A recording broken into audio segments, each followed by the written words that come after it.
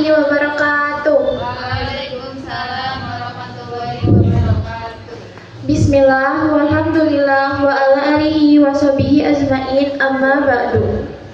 Hadirin yang dirahmati Allah, pada kesempatan yang baik ini, izinkan saya menyampaikan ceramah yang insya Allah dapat memberikan kita pelajaran di kehidupan kita nanti.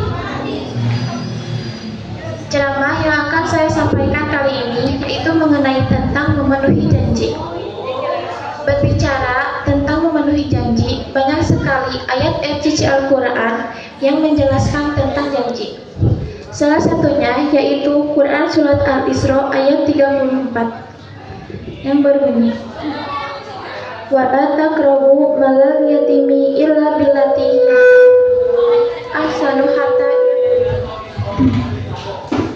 yang artinya, dan janganlah kamu mendekati harta anak yatim kecuali dengan cara yang lebih baik atau bermanfaat, dan tepatilah janji, sesungguhnya janji itu akan diminta pertanggungjawabannya. Begitulah Allah menjelaskan kepada kita tentang janji. Janji itu terbagi menjadi 3 hal. Yang pertama, yaitu janji kepada Allah Subhanahu wa Ta'ala. Sebelum kita dilahirkan di dunia ini dan sebelum Allah menciptakan dunia ini, kita sudah berjanji kepada Allah dengan mengikrarkan Allah dan beriman kepada Allah. Jadi, sadar atau tidak sadar kita harus menepati janji kita terhadap Allah Subhanahu wa Ta'ala. Kita sudah mengikrarkan La ilaha illallah, tiada Tuhan selain Allah. Maka dari itu kita harus melaksanakan perintah dari Allah Subhanahu wa Ta'ala. Di sini, wahai orang-orang yang beriman. Di sini yang dipanggil ialah orang yang beriman. Seperti orang yang beriman disuruh untuk bersalat. Lalu Allah juga memerintahkan kepada orang yang beriman untuk mengeluarkan sebagian hartanya di jalan Allah.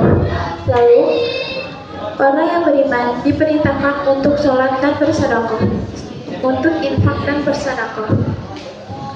Itulah janji kita terhadap Allah Subhanahu wa Ta'ala.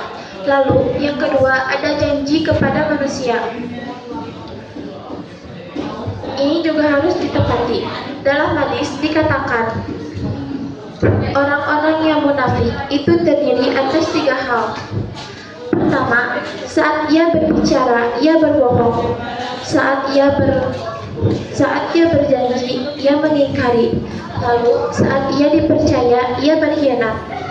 Nah, yang terakhir yaitu janji kepada diri sendiri. Gimana sih janji kepada diri sendiri? Janji kepada diri sendiri, misalnya kita memerintahkan orang lain sholat, namun diri kita sendiri tidak sholat. Maka Allah berkata, suatu kemurkaan yang besar di sisi Allah Subhanahu wa Ta'ala ketika orang itu pandai berkata-kata saja namun tidak mau melaksanakannya. Maka itu adalah suatu kemurkaan yang besar di sisi Allah Subhanahu wa Ta'ala. Lalu Allah juga berkata kepada orang yang tidak menepati janjinya, baik janji kepada Allah Subhanahu wa Ta'ala, janji kepada manusia, dan janji kepada diri sendiri. Maka Allah akan menempatkan kita manusia di neraka paling dalam di kehidupan akhirat nanti. Akhirul kata, itulah yang dapat saya sampaikan. Semoga ibu, bapak, dan teman-teman sekaligus diri saya pribadi